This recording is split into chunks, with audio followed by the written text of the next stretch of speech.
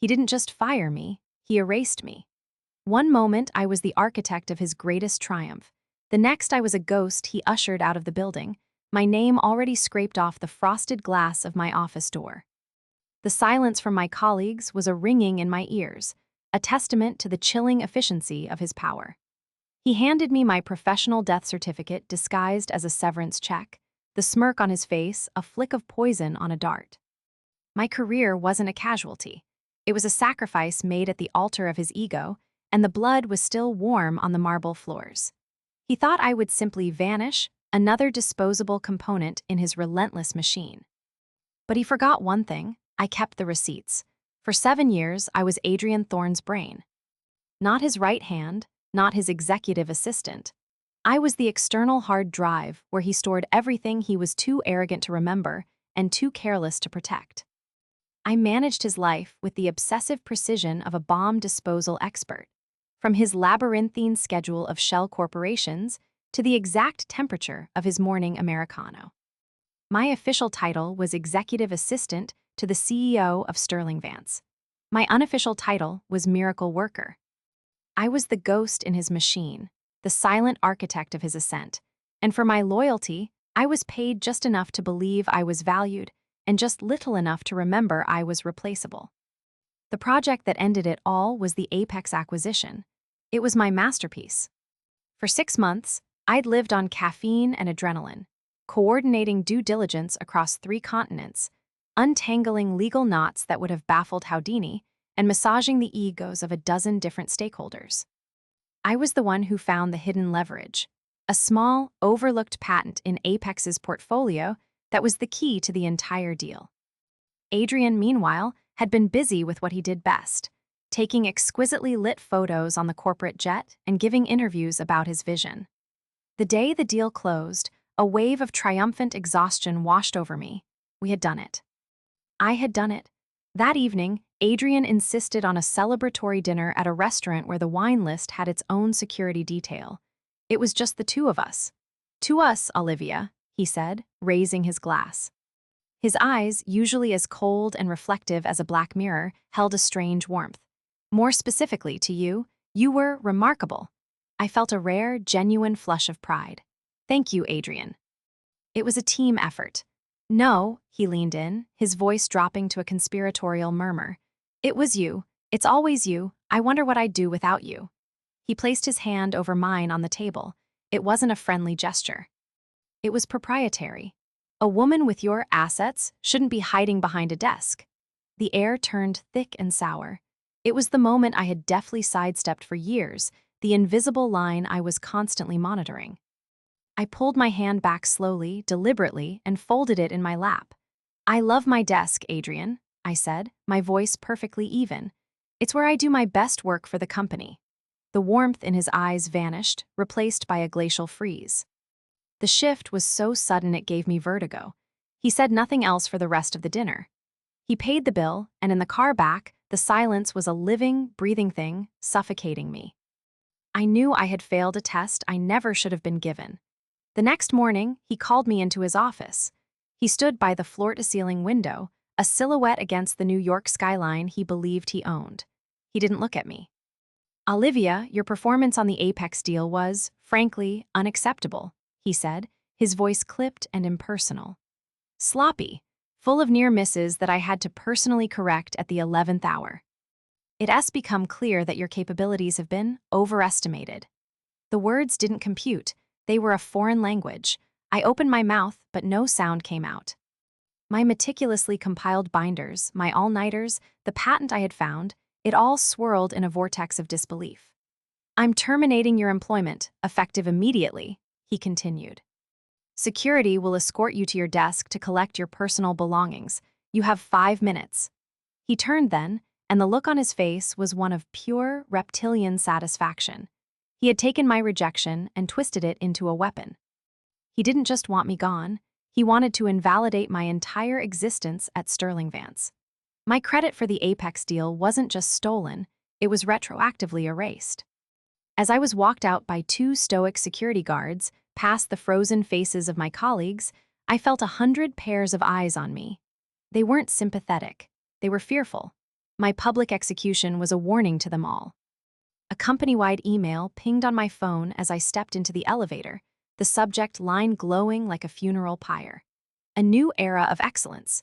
Adrian Thorne secures landmark apex acquisition. I was already a footnote, a ghost haunting the halls of a life that was no longer mine. The fall was swift and brutal. The sterling reference Adrian had promised me years ago was replaced with a poisoned chalice. I'd call my contacts, people who had once praised my efficiency, only to be met with polite but firm rejections.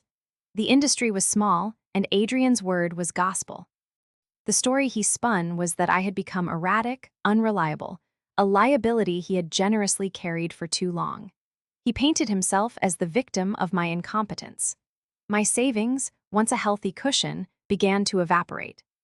Rent, utilities, the crushing weight of just existing in a city that demands a blood sacrifice for every square foot. Each rejection email felt like another stone being placed on my chest. I started to drown in my own apartment, the four walls closing in, the silence amplifying the voice in my head that whispered Adrian's narrative back to me. Maybe he was right. Maybe I was sloppy. Maybe I was overestimated. Self-doubt is a cancer. It metastasized through my memories, rewriting history. My achievements began to feel like flukes, my confidence a delusion. I stopped calling friends because I couldn't bear the pity in their voices.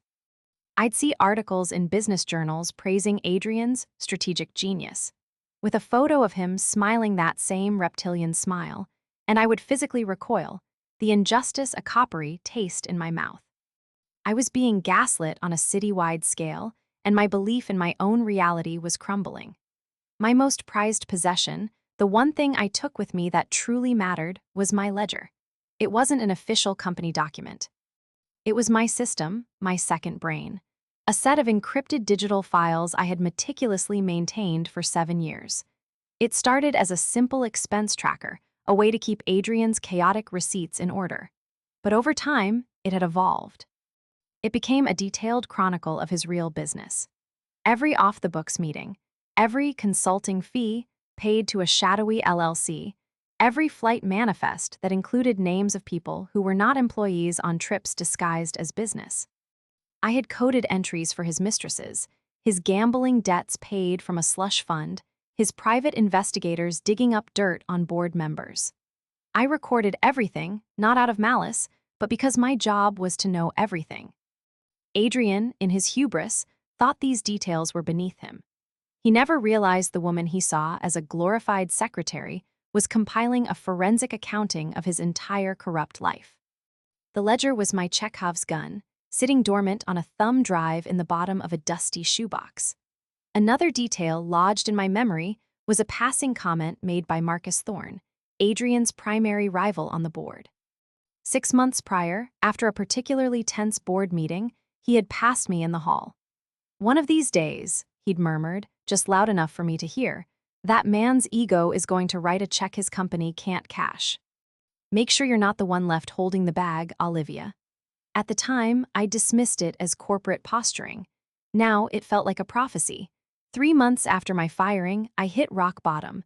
An eviction notice was taped to my door. My savings were gone.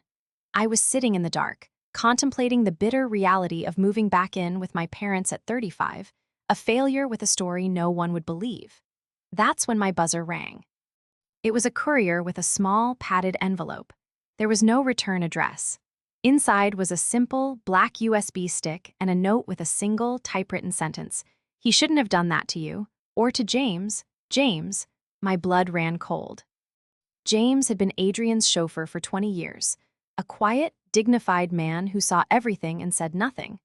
I plugged the drive into my laptop. It contained a single audio file recorded from the dashcam of Adrian's town car. It was dated the day after I was fired. Adrian's voice, slick and self-satisfied, filled my silent apartment. He was talking to one of his cronies. "And the best part?" Adrian chuckled. She honestly thought that dinner was a celebration of her work. The look on her face when I put my hand on hers, priceless. She freezes up like a deer in headlights. All she had to do was play along, and she would have been set for life. Instead, she gives me that frosty, "I'm here to work" nonsense. The crony laughed. So you canned her. Canned her? I nuked her, Adrian boasted. I made one call to Henderson at Apex and told him she almost tanked the deal. Made 3 more to the top headhunters. Her name is Mud from here to Shanghai. By the time I'm done, she won't be able to get a job as a barista. It's what happens when the help gets too big for their britches. His laughter, a cruel, ugly bark, echoed in the room, and in that moment, something inside me shifted.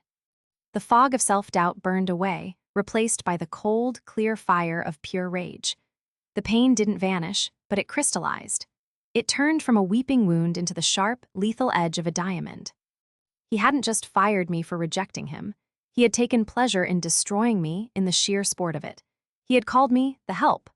I opened the shoebox and took out the thumb drive containing my ledger. I plugged it into my laptop, the 2 small drives sitting side by side like sticks of dynamite.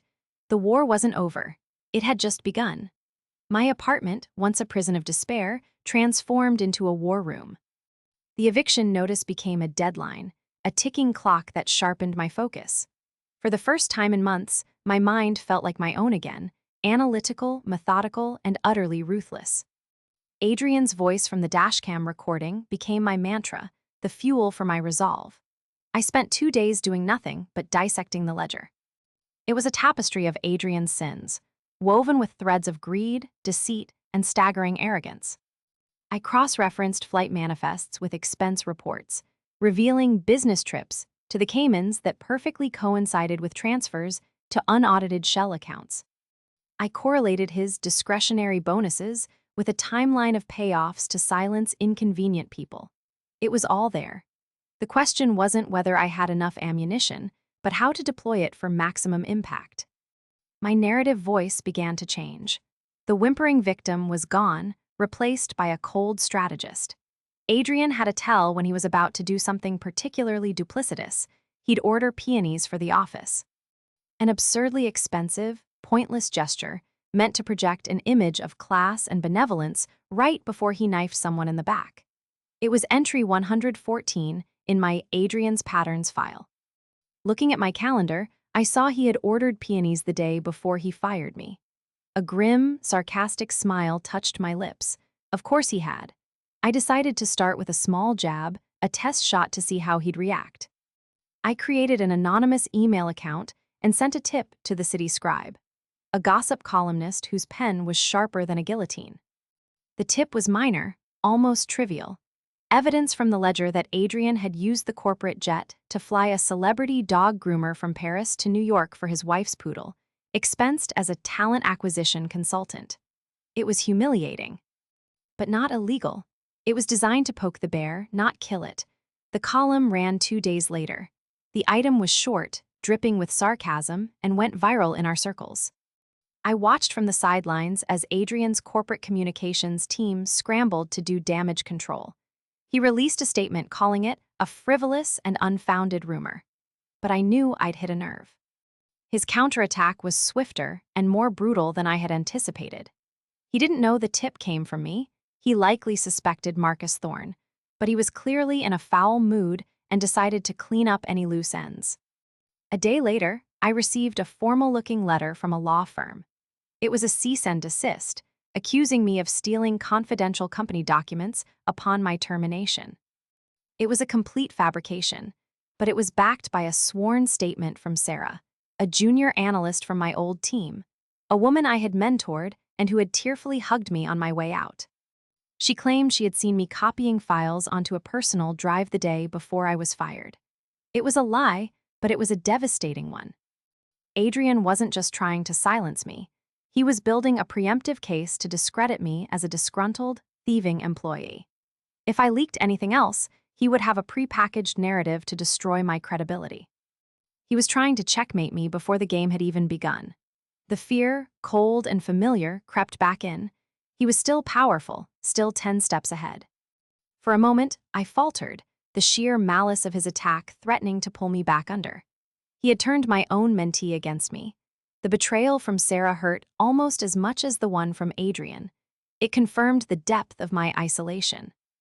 I realized then that I couldn't do this alone. I needed an ally, but now I knew that anyone from my old life could be a traitor. Except, perhaps, the one man who had as much to lose from Adrian's reign as I did. I put on my best suit, the one I'd bought for the Apex closing dinner, and walked into Marcus Thorne's office. He was Adrian's opposite in every way. Quiet, observant, and possessing a stillness that Adrian's frantic energy could never mimic. I didn't waste time with pleasantries. I placed a single, redacted page from my ledger on his polished desk. It showed details of a private meeting Adrian had in Zurich with representatives from a rival conglomerate, a meeting that had never been disclosed to the board. Marcus looked at the paper, then up at me, his eyes unreadable. "Where did you get this?" "That's not the important question," I said, my voice steady. "The important question is, what are you going to do about the man who is actively preparing to sell off this company's most valuable assets from under your nose?" I had him. It was a gamble, but his quiet indignation told me I had chosen the right ally. He wasn't a good man, necessarily. No one at that level ever was, but he was a predictable one. He wanted what Adrian had, the CEO chair. "Adrian is trying to frame me for theft to neutralize me," I explained, laying out the situation with Sarah. "He's anticipating an attack, but he thinks it's coming from you. He doesn't see me. Nobody does." "That's our advantage." Marcus leaned back, steepling his fingers. He was in. He gave me access to a discreet law firm to counter Adrian's legal threat and a small fund for operational expenses. But his eyes held a calculating glint. He was an ally of convenience, and I knew he would discard me the second I was no longer useful. I had to make myself indispensable. With Marcus providing air cover, I escalated my plan. I knew Adrian would be watching my every move now. So I used Sarah.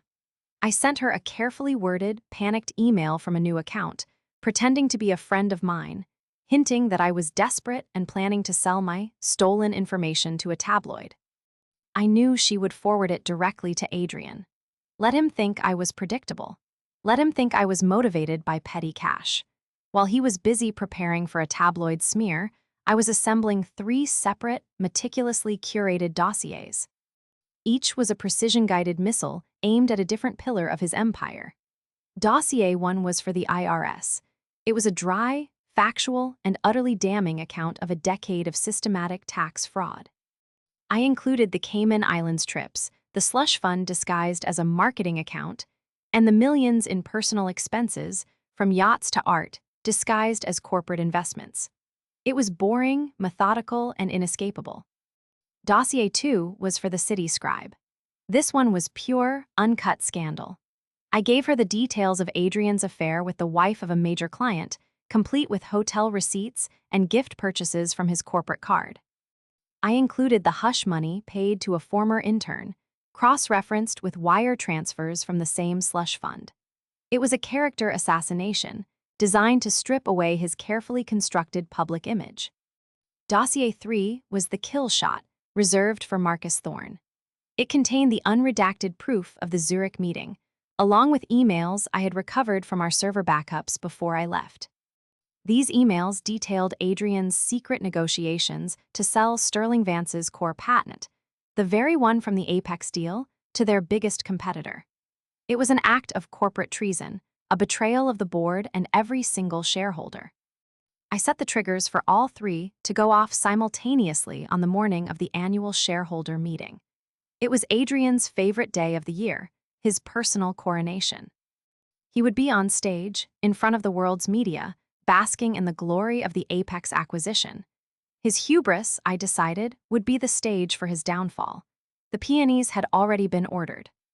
The morning of the shareholder meeting, the air in the grand ballroom crackled with self-congratulatory energy. I was watching the live stream from my apartment, a cup of tea in my hand, my heart a steady, rhythmic drum. Adrian took the stage to thunderous applause. He looked immaculate in a custom suit, his smile radiating a predatory confidence. He launched into his keynote, a soaring speech about vision, innovation, and his own indispensable leadership. At 10:15 a.m., my phone buzzed. The City Scribes column had just gone live. The headline was explosive. Sterling Vance CEO Adrian Thorne's golden parachute lined with dirty secrets. On the live stream, I saw the first ripple in the placid water. A few people in the front row were looking down at their phones, their eyes widening. A low murmur began to spread through the room. At 10:17 a.m., a source I had cultivated at a major financial news network, tipped off with the IRS dossier, broke a story about a massive federal investigation into tax fraud at Sterling Vance. The news crawl appeared at the bottom of the livestream feed. Adrian, oblivious, was still speaking, but his voice was now competing with the growing hum of panic in the audience. His face, projected onto the giant screens behind him, showed the first flicker of confusion. Then, at 10:20 a.m., the climax. Marcus Thorne stood up from his seat on the dais. "Point of order, Mr. Chairman," he said, his voice cutting through the chaos. All cameras swiveled to him. "I have just received irrefutable evidence that Mr. Thorne has entered into secret negotiations to sell the company's core assets to a competitor. An act of gross negligence and betrayal of his fiduciary duty." The room erupted. Adrian froze mid-sentence, his mouth hanging open. The color drained from his face, leaving a waxy, pale mask of horror. His phone, on the lectern, began buzzing incessantly. He stared out at the sea of faces, no longer adoring but hostile and accusatory. He was naked, exposed, the king with no clothes. His empire, so carefully constructed, was collapsing around him in real time on live television. It was a public execution, and I was the ghost who had pulled the lever. He was forced to resign before the day was out. The board, led by a triumphant Marcus Thorne, moved swiftly to contain the fallout. But Adrian, cornered and desperate, had one last card to play. He released a blistering public statement, not of apology but of defiance. He blamed the entire scandal on a coordinated corporate espionage campaign led by Marcus Thorne, facilitated by a disgruntled and unstable former employee, me. To back it up, he attached a doctored email chain that appeared to show me offering to sell company secrets to Marcus months before my termination. It was his final, spiteful attempt to drag me down with him. He thought he was smart. He thought he was covering his tracks, but he had forgotten the cardinal rule of our 7 years together. I was always one step ahead. I had anticipated this exact move. His last, pathetic lunge was the final piece of my design. I sent one last email. This one wasn't anonymous. It was from me, Olivia Sterling, sent to the same reporter at the financial news network who had broken the IRS story. The subject line was simple: the truth in Adrian Thorne's own words. Attached was the full, unedited dashcam audio file. The story went nuclear. The recording was played on every news channel. There it was for the entire world to hear. His gleeful confession to destroying my career out of pure spite, his boastful admission of framing me, his own words painting him not just as a corporate criminal, but as a petty, cruel bully. The doctored emails were instantly exposed as a desperate lie. He wasn't just defeated, he was revealed. His character, or lack thereof, was laid bare for all to see.